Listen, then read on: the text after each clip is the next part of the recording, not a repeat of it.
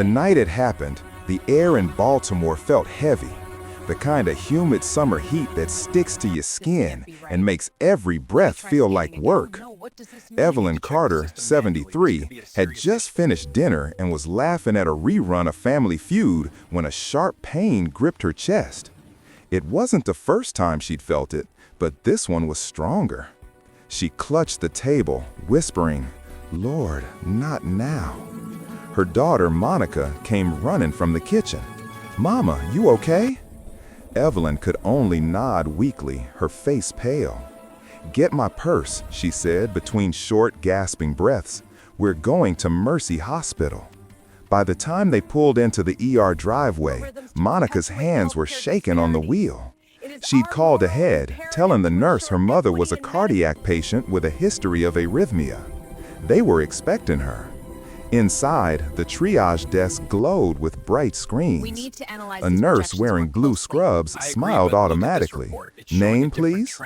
"Evelyn Carter," Monica said quickly. "Born May 8, 1968. She's in your system." The nurse nodded, scanning Evelyn's face with a small black camera attached to the monitor. A faint beep sounded. Then a red banner flashed across the screen. "No match found. Unverified patient." The nurse frowned, tried again. The same result. She said softly. "Maybe the lighting." She adjusted the scanner, angling it toward Evelyn's face. The red banner popped up again. "No match found." Monica's heart dropped. There must be a mistake. She's been a patient here for years. The nurse looked apologetic. "We switched to Patient Link AI last month. It matches your photo and insurance file before admission. It's supposed to be faster." Evelyn tried to joke, her voice weak. "Well, it's slow tonight, baby." The nurse smiled nervously, but kept typing. "Let me search by Social Security number." After a few clicks, she stopped. "Oh, it says her file's inactive. No verified ID."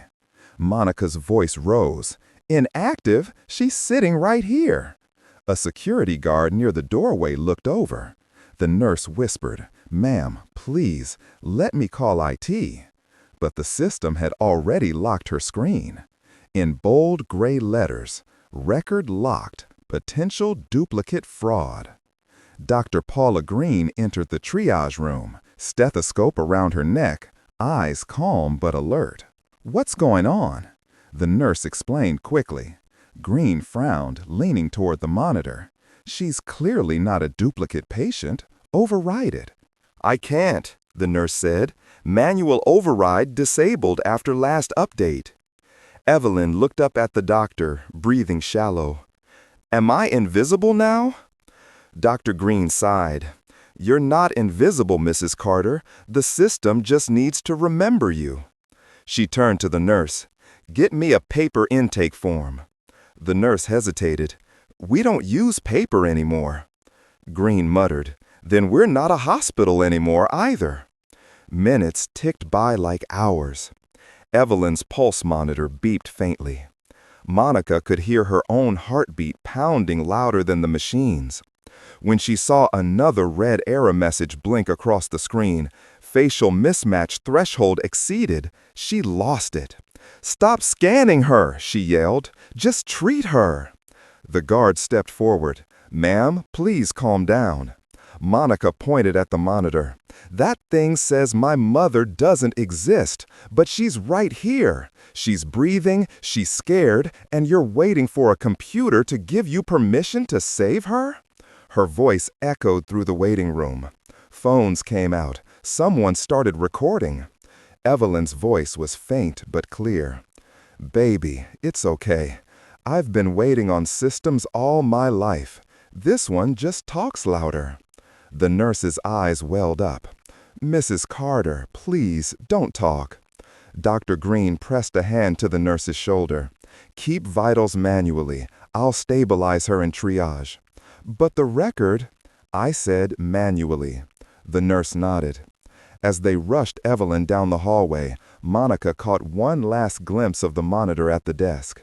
The red letters still pulsed. "Unverified patient.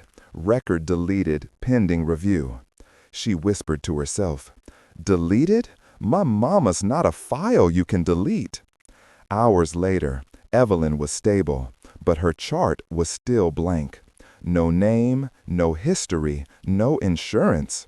When Monica tried to check the patient portal, it displayed a single message: "Error, patient ID not recognized." She stared at the screen, rage and disbelief mixing in her chest. Her mother had spent 30 years teaching children to read, yet the system couldn't even read her name. Outside the hospital, the first video of Monica yelling at the triage desk had already gone viral.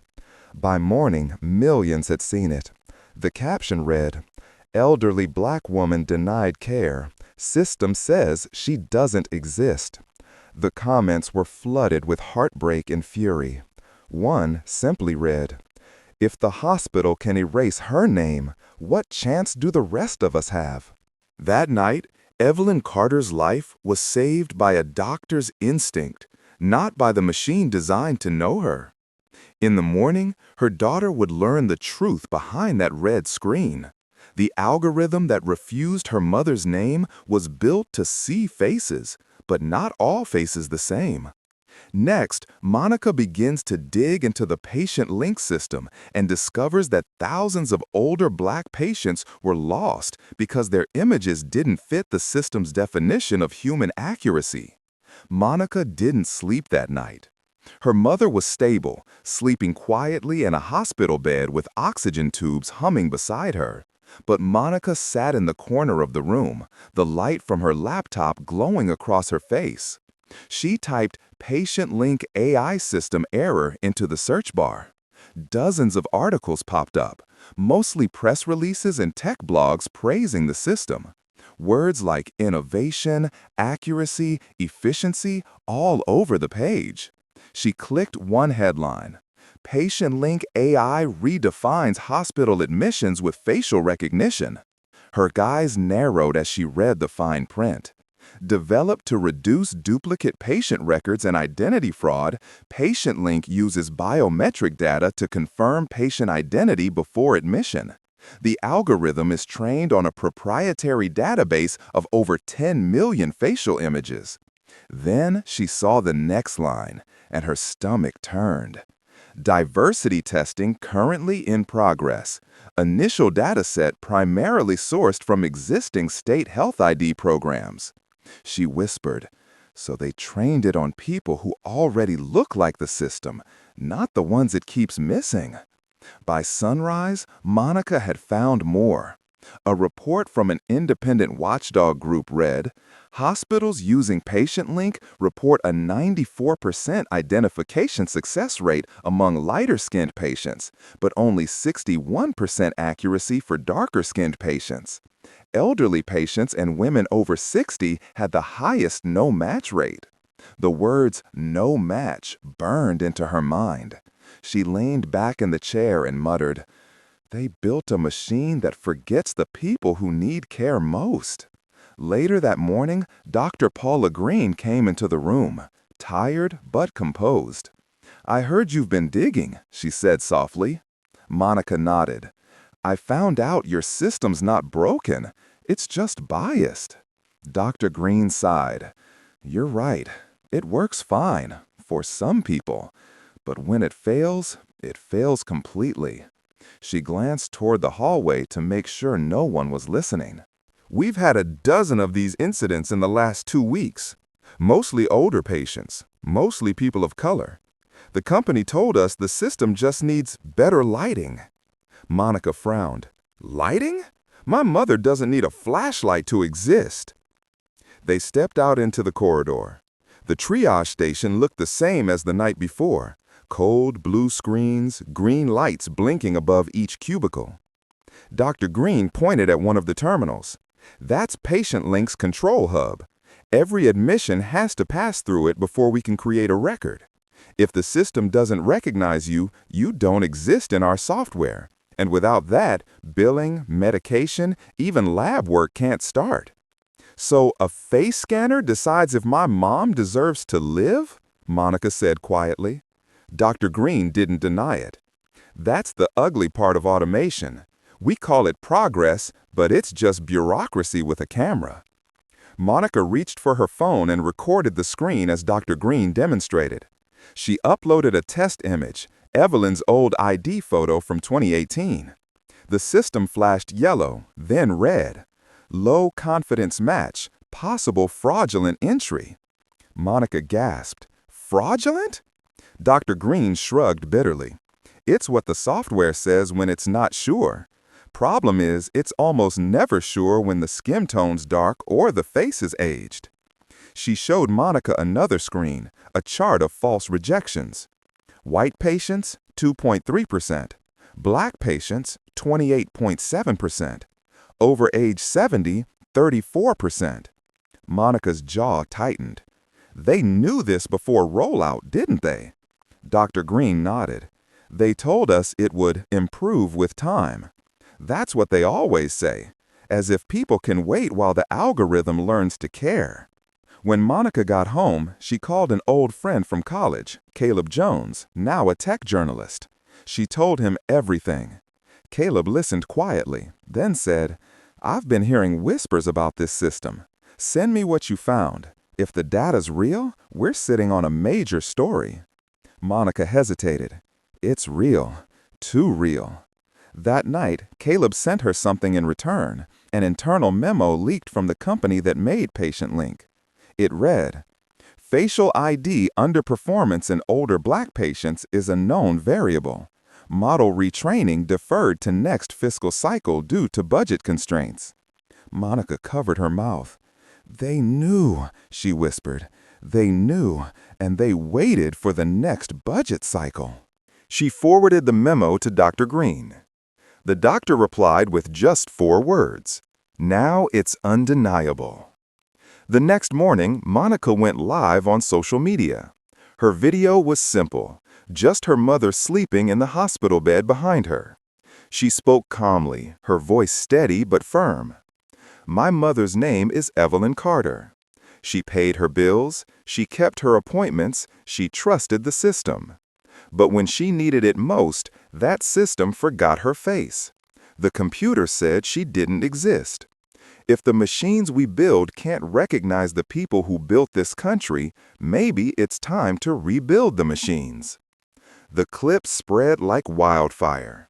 Within 24 hours, the hashtag say her name again was trending nationwide.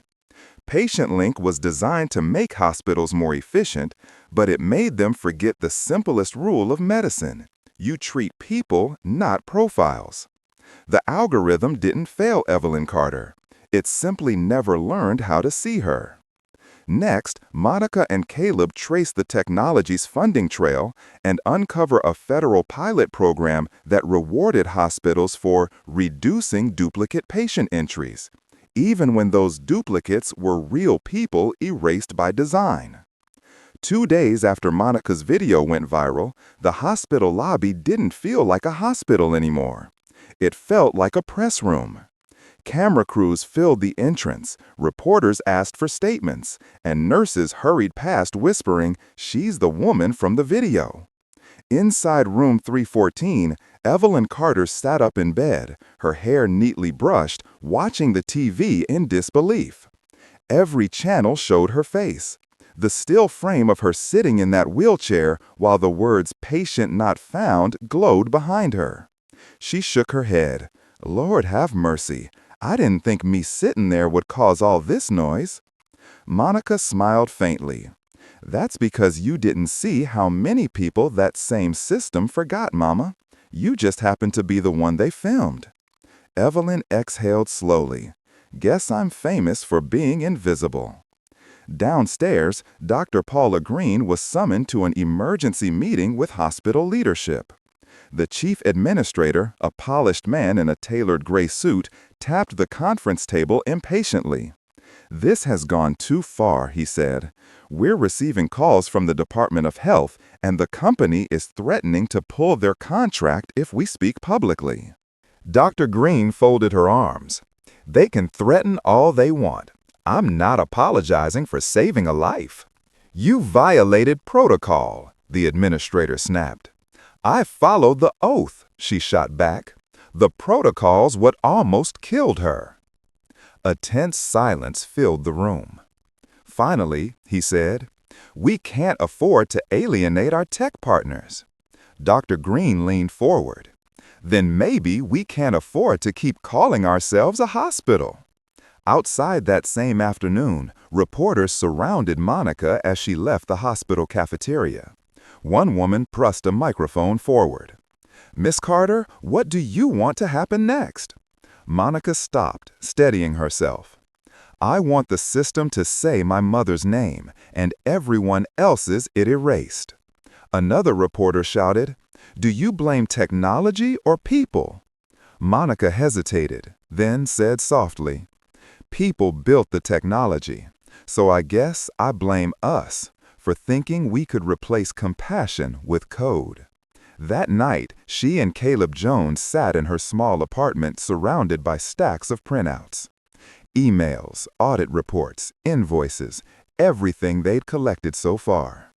Caleb's fingers flew across his keyboard as he pulled up a PDF labeled Federal Health Identity Pilot Patient Link Integration Grant. It was a government contract between Patient Link Systems and the Department of Health's Innovation Office. The goal sounded noble: reduce duplicate patient entries and improve identity security. But the fine print told another story. Hospitals would earn data efficiency bonuses for each duplicate case prevented. Caleb leaned back. "You see it?" Monica nodded. Every time the system refused a match, they got paid for being efficient. Caleb frowned. "So your mother's erasure wasn't an accident, it was profit." The next day, they met Dr. Green in her office, blinds drawn. She'd been suspended for breach of protocol, but she was smiling anyway. "I heard they're investigating me," she said, half laughing. "Good. Maybe they'll finally read their own memos." Monica handed her a copy of the contract. Dr. Green scanned it, eyes widening. "They made a financial incentive out of error rates. You realize this could bring down the whole program?" "That's the plan," Monica said. Later that week, Caleb published his first article. Hospitals paid for erasing patients, inside the patient link identity crisis. Within hours, the story spread nationwide. The front page photo showed Evelyn's face next to the headline, "The Computer That Forgot Her Name." Talk shows debated it. One guest, a former software engineer, admitted live on air that bias testing had been deprioritized because it wasn't a funding requirement. Public outrage exploded. The hashtag #SayHerNameAgain reached 10 million posts in 3 days. Meanwhile, back at the hospital, an email circulated among staff.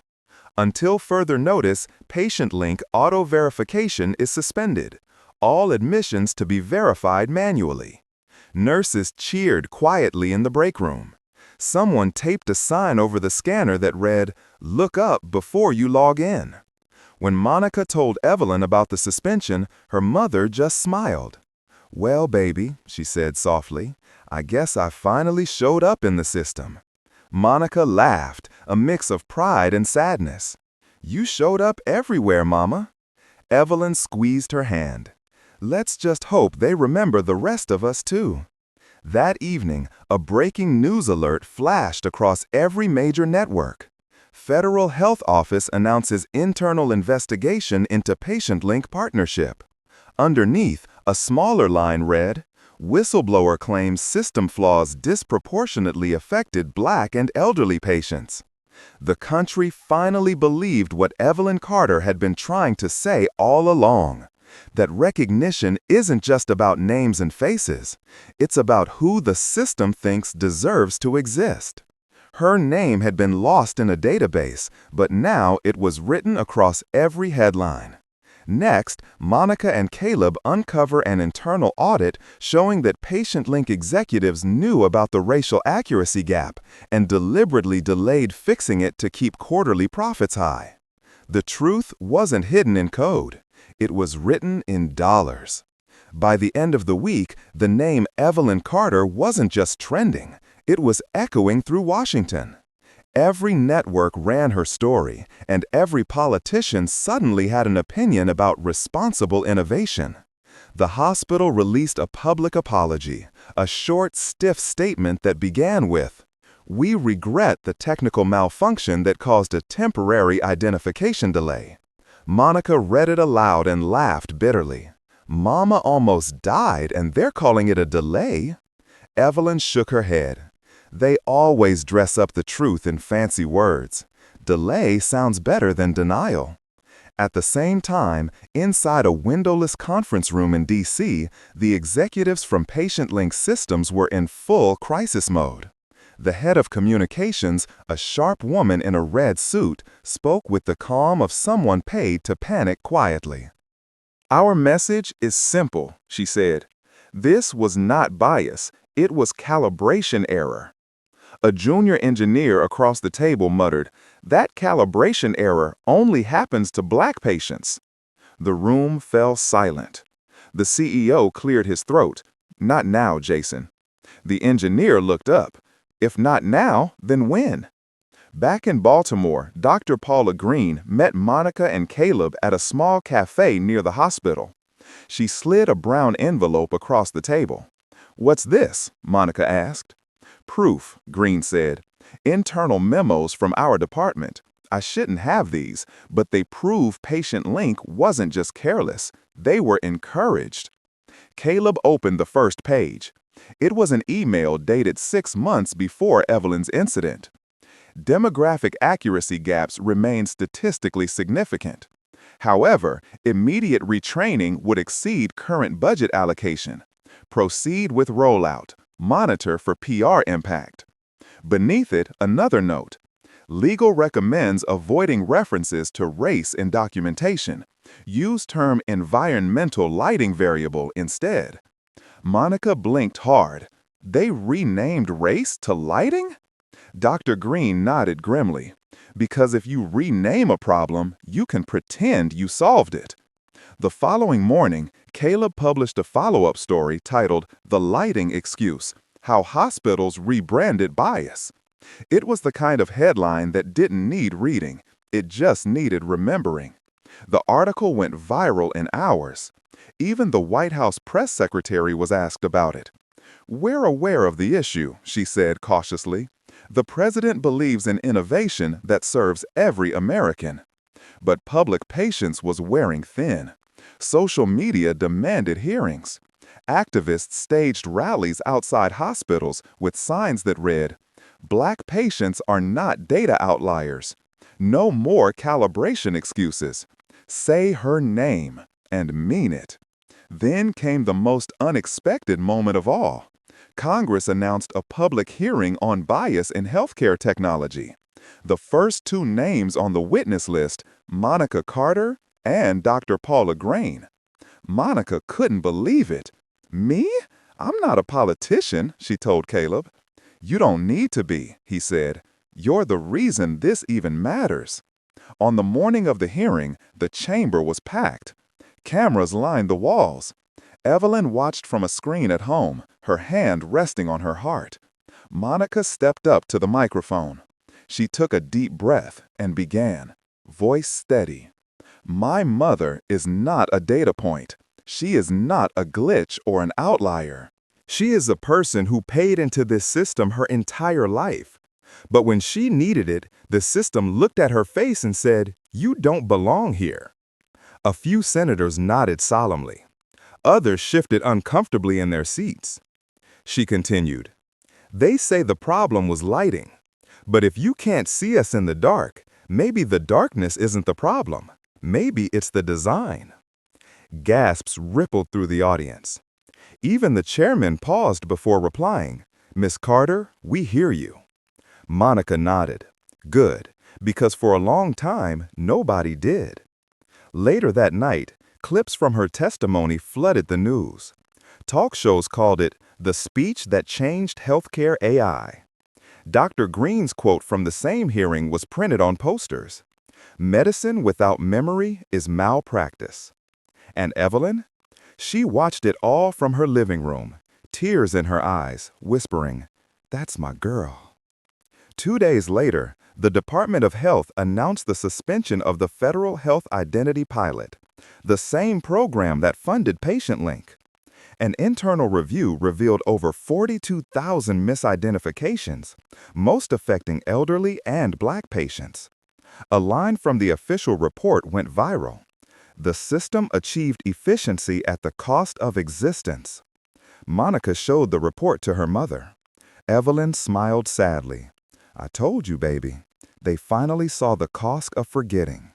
Monica squeezed her hand. "They saw it because you lived through it."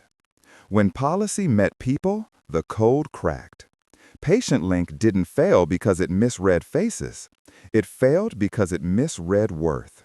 And when the world finally heard Evelyn Carter's name, they realized how many others had been waiting for theirs. Next, Monica and Dr. Green uncover a final layer, internal documents showing that executives had rewarded hospitals for lower duplicate identity numbers, effectively turning invisibility into profit. And this time, the truth would come with consequences. 3 days after the hearing, Monica's phone buzzed with a message from an unknown number. It was a single line. "If you want to see the real story, check your email. J." Attached was a secure link. When Monica clicked it, a folder opened with hundreds of documents, spreadsheets, and internal emails marked Confidential, PatientLink Systems. At the top sat one file named Profit Analysis Identity Reduction Program. She opened it and froze. The first page read, "Objective: optimize patient database to minimize duplicate entries and reduce cost burden in low-profit demographic zones." The next line made her skin crawl. "Each successful duplicate prevention equals $38 system credit to partner hospitals." Renee whispered under her breath. "They got paid every time someone like Mama got deleted." Monica forwarded the folder to Caleb and Dr. Green. Within an hour, the three of them sat in a small co-working space downtown, eyes locked on the glowing screens. Dr. Green scrolled through the spreadsheets. "Look here, duplicate prevention. That's their term for patient denial. And these zip codes." Caleb leaned closer. "Majority Black areas, every single one." He clicked another tab labeled Quarterly Performance Summary. It showed neat bar graphs of profits rising as duplicate entries dropped. But each duplicate was a person. He whispered, "They turned erasing people into a business model." Another document titled FY40 Internal Review Memo painted an even darker picture. Identification bias persists in southern and urban districts. Retraining facial dataset remains cost inefficient. Recommend maintaining current model until next budget review. Dr. Green muttered, "They knew. They just didn't care." Caleb found a reply at the bottom from an executive VP. "Understood. Current bias acceptable within margin of financial tolerance." He stared at the screen. Financial tolerance? That's what they called your mother's near death. By evening, Monica sat at her kitchen table surrounded by papers.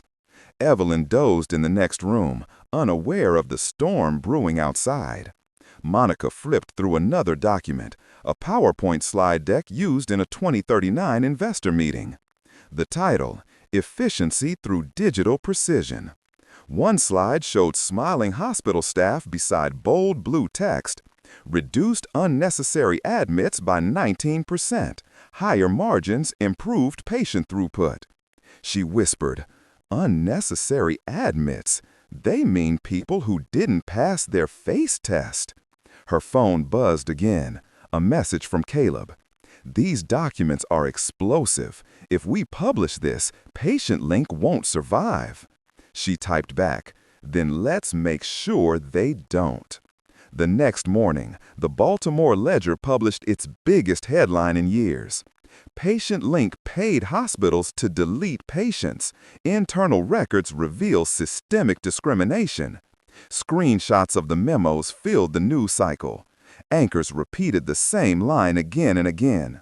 Each erased record was treated as a financial success. Public outrage reached boiling point. The Department of Justice announced a full criminal probe. Shareholders began dumping stock. Within 48 hours, PatientLink's CEO resigned. 2 board members were subpoenaed. In Baltimore, the hospital where it all began became ground zero for reform. All AI verification systems were shut down pending investigation. For the first time in years, patient check-ins were done entirely by humans. People didn't mind waiting. They said it felt good to be seen. A sign taped above the front desk read, "No one is a duplicate." Dr. Green met Monica and Caleb at the hospital cafeteria a week later. The room buzzed with cautious optimism. "We did it," Monica said softly. "They're finally listening." Dr. Green nodded. "This is more than a win. It's a reset." Caleb closed his laptop. "Congress is drafting a bill already. They're calling it the Carter Clause." Monica smiled. "After her?" He nodded. "After her." That night, Monica sat beside her mother's bed, holding her hand. Evelyn was half asleep, her breathing steady. "They're naming a law after you, Mama," Monica whispered. Evelyn's eyes fluttered open. "A law?" "Yeah, it'll make sure no one else gets erased." Evelyn smiled faintly. "Well, about time they put some respect on a name." She chuckled softly, her voice thin but proud. "I didn't need fame, just my name back." 2 days later, Congress held an emergency session. The leaked documents were entered into the official record as proof of systemic bias. The committee chair read one line from the memos aloud. "Current bias acceptable within margin of financial tolerance." He looked up and said, "Let the record show. There is no acceptable margin for forgetting human lives." Applause filled the room. The paper trail didn't lead to code or chaos. It led to choices. Real people made them, signed them, and justified them. When the truth finally surfaced, it wasn't data that broke the story. It was one name, a name the system refused to say, but the country now refused to forget. Next, Congress moves to pass the Patient Identity Fairness Act, ensuring every hospital system must be tested for racial accuracy before approval. And Evelyn Carter herself is invited to Washington to hear her name spoken on the record, where no machine can ever erase it again. When the story hit the morning news cycle, it wasn't just about one woman anymore. All across America, the phones at local news stations started ringing.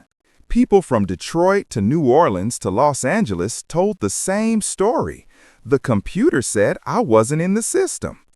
A retired teacher in Chicago wrote, "I went in for a blood test, and they told me I was unverified. I've lived at the same address for 30 years. A veteran in Atlanta said, "They thought I was a duplicate record. Funny thing is, I only have one face." Every testimony had the same rhythm: disbelief first, then anger, then grief. Within a week, over 40,000 patients had come forward. The hashtag say her name again grew into something bigger. We are not duplicates.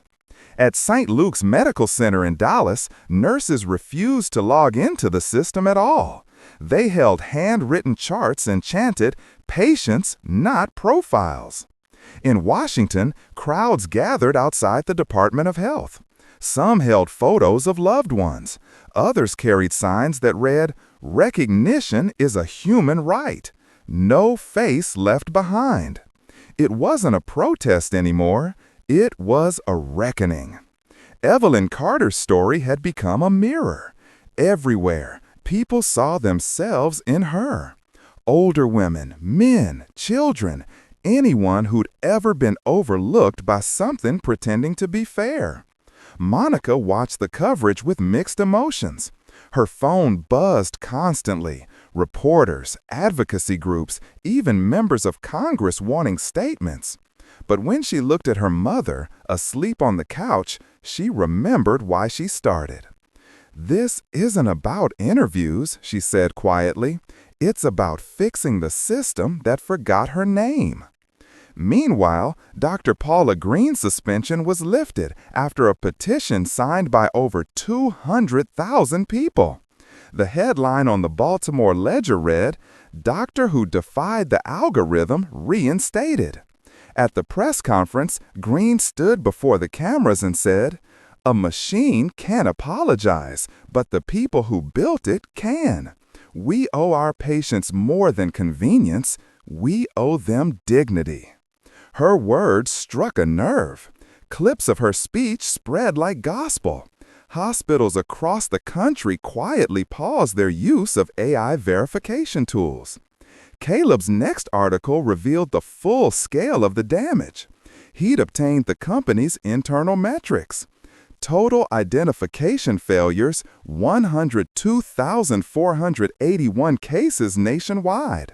Demographic overlap, 78% African American, 63% female, 54% over age 60. He added his own line at the end. "When technology forgets, it's always the same people who disappear first." The piece broke every traffic record the paper had ever seen. Congress responded fast. Hearings began under the banner the Patient Identity Fairness Act. Monica, Dr. Green, and Caleb were all called to testify. Evelyn couldn't travel, but she recorded a message for the committee. On camera, she wore her Sunday dress, her hair pulled back neatly, voice calm and strong. "I'm not angry," she began. "I'm grateful I lived long enough to see what happens when people pay attention. All I ever wanted was to be seen, not as data, not as a line in a file, but as me." She paused. "I didn't ask for a law.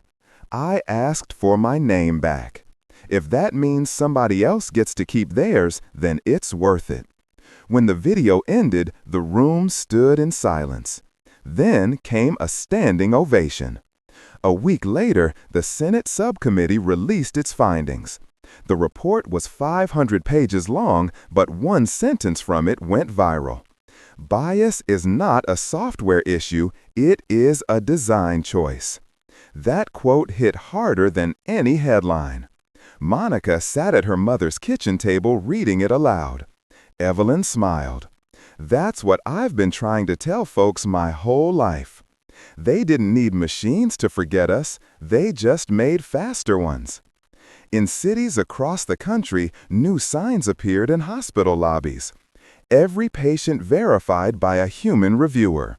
The Carter Clause in effect. And for the first time in years, patients stopped worrying about what the screen might say. Dr. Green began training other doctors on ethical AI usage. Caleb spoke at universities about investigative truth-telling. Monica joined a federal task force to rewrite healthcare tech policy. And Evelyn Carter, the woman whose name started it all, was nominated for the National Civil Service Medal, a quiet recognition for a louder legacy. At a community town hall in Baltimore, Monica stood before a crowd of seniors holding signs with their names on them, handwritten in thick marker. She smiled and said, "We're not asking for miracles, we're asking for acknowledgement. We don't need machines that are perfect, just ones that remember who we are." The room erupted in applause. Evelyn, sitting in the front row, wiped a tear and whispered, "Amen." It wasn't just one patient. It never is. Every statistic has a heartbeat. Every glitch has a face. And sometimes one forgotten name is enough to make a whole nation remember. Next, Congress prepares to pass the Carter Clause, a new law requiring every healthcare AI to prove it can see every face before it's allowed to serve a single patient. And this time, Evelyn Carter herself will be there to hear her name read aloud and finally, officially remembered. The morning of the vote, Washington hummed like a beehive. Cameras, reporters, and staffers filled every hallway. The Patient Identity Fairness Act, known publicly as the Carter Clause, was finally up for approval. And there, sitting in a wheelchair with her Sunday hat tilted just so, was Evelyn Carter. She'd made the trip with Monica, who stayed close by her side. Dr. Paula Green and Caleb Jones were already in the front row, both smiling when they saw her. Green leaned forward, whispering, "You made it, Mrs. Carter. The whole room's here because of you." Evelyn smiled. "I didn't come for the room, baby. I came to hear my name said right this time." The chamber fell quiet as the vote began. But before the count, Senator Leah Addison, the bill's sponsor, took the floor. She adjusted her microphone and said, "When we speak of fairness in technology, we often talk about the future. But Mrs. Evelyn Carter reminds us the future already arrived, and it forgot someone." A murmur rippled through the gallery. Addison continued, "This bill ensures that no American, regardless of age, race, or zip code, can be erased by the systems meant to protect them. The Carter Clause requires transparency, oversight, and the one thing algorithms will never have: accountability." Applause broke out. Evelyn lowered her head, whispering softly, "Thank you, Lord." When it was Monica's turn to speak, she stood behind the podium, papers shaking slightly in her hands. "My mother taught me how to write my name before I was 5, she began. She said, if you can write your name, the world has to see you. But somewhere along the line, the world stopped looking. She glanced toward her mother, who nodded proudly. "This law isn't just for her," Monica continued. "It's for everyone who ever waited for a computer to remember what a human should never forget." The chamber erupted again, not with noise, but with the kind of quiet respect that feels like a prayer. When the vote finally came, it wasn't close. The Carter Clause passed 92-8. Reporters rushed to capture the moment, flashes lighting up the room like a sunrise. A senator turned to Evelyn and said, "Mrs. Carter, congratulations. It's official. You changed the law." She smiled faintly. "I didn't change anything, sweetheart. I just refused to disappear." Outside, a sea of people waited, patients, nurses, and activists holding signs that read, "Every name counts. See us all. The Carter Clause, human first." As Evelyn and Monica stepped onto the Capitol steps, the crowd began to chant her name. "Evelyn! Evelyn!" Tears welled up in her eyes. She waved, laughing softly. "Well, look at that. They got it right." That night, the president held a signing ceremony in the East Room. Evelyn sat beside him as he read the final line of the bill aloud. All healthcare technology must be validated across diverse demographics, with mandatory human oversight for all identity verifications. This act shall be known as the Carter Clause. He turned to her and said, "Mrs. Carter, would you do us the honor?" She leaned forward and signed her name in careful looping script, the same signature she'd taught her daughter decades earlier. "Beautiful penmanship," the president said. Evelyn smiled. "Had to make sure they can't erase it this time." The room laughed, and the applause that followed felt like thunder, not for power, but for presence. Later that evening, Monica wheeled her mother outside to the White House lawn.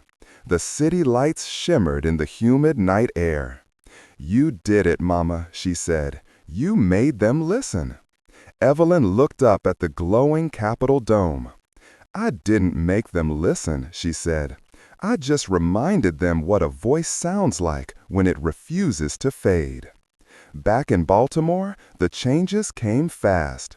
Hospitals replaced their old scanners with new systems that required human confirmation. Audit boards were formed to review bias reports. And on every patient portal in America, a new message appeared beneath the login box. If we can't find your record, it's our fault, not yours.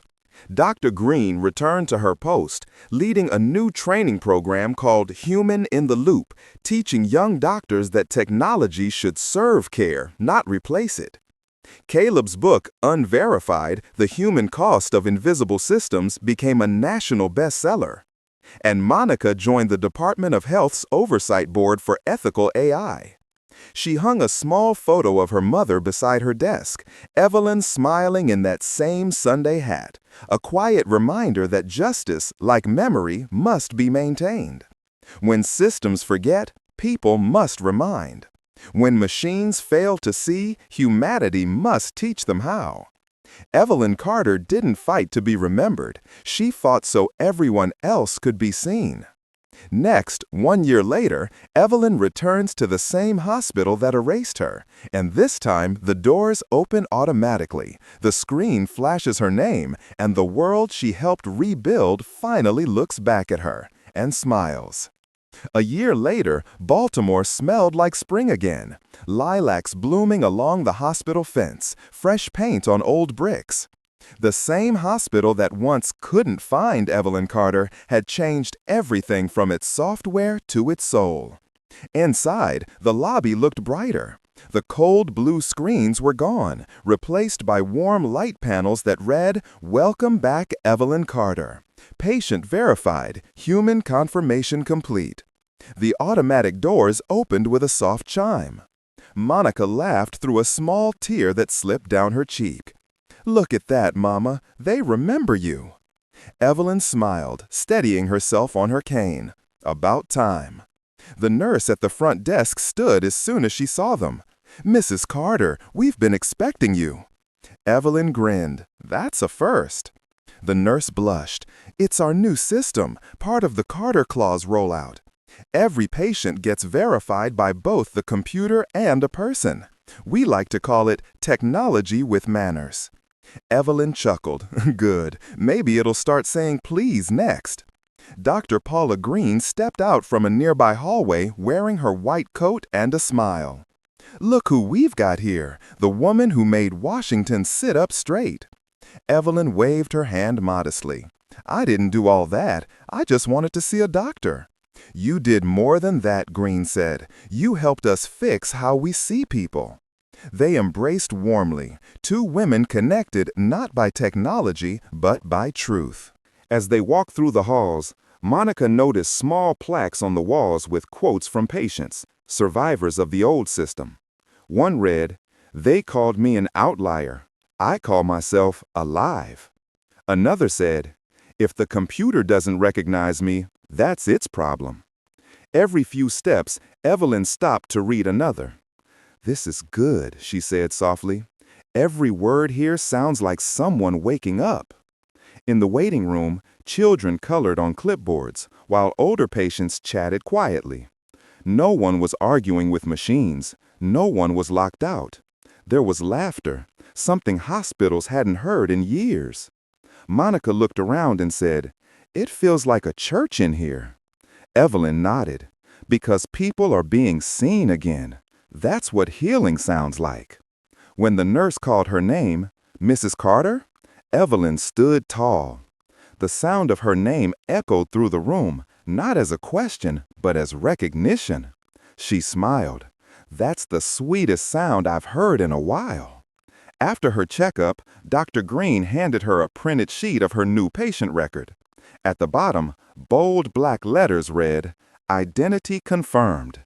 Evelyn Carter, verified human oversight." Evelyn traced her finger across the page, her eyes glistening. She whispered, "It's strange how seeing your name on paper can feel like a second heartbeat." Outside the hospital, a bronze plaque had been mounted near the entrance. It read, "The Carter Clause, 2041. No patient left unseen." Beneath it was a quote, "If a system can't recognize you, make it learn your name." Tour groups of medical students came to take pictures with it, their instructors reminding them that this was the hospital that changed everything. Evelyn looked at the plaque for a long time before saying, "Guess I'll be hanging around here even after I'm gone." Monica smiled. "You earned it, Mama." That evening, they drove home as the sun dipped low, turning the sky into streaks of orange and violet. The radio played softly, a news anchor talking about how hospital bias cases had dropped by nearly 80% since the Carter Clause passed. Evelyn laughed gently. 80%? Guess they're still learning." Monica smiled. "That's all right. You taught them how to start." Later that night, on her porch, Evelyn sat wrapped in a light blanket, a cup of tea warming her hands. The stars blinked faintly above her. She thought of every face that had been lost and every name that had come back into focus. When Monica stepped outside to join her, she asked quietly, "Mama, after everything, are you proud?" Evelyn didn't answer right away. She took a slow sip, then nodded. "I am. Not because they passed a law, laws change every day, but because we made them see. We made the world remember that no one's too small to matter." Monica reached over and squeezed her hand. And for a moment, under the hum of a city that finally knew her name, the two women just sat, quiet, complete, visible. Evelyn Carter never wanted fame. She only wanted to exist in a world that promised to see her. Now, her name lives not in headlines, but in the heartbeat of every patient file, in every hospital that opens its doors without hesitation. Because visibility isn't just data, it's dignity. And no algorithm will ever own that again. The Carter Clause, 2041. Every name counts. If this story moved you, share it. Someone out there is still waiting to be seen.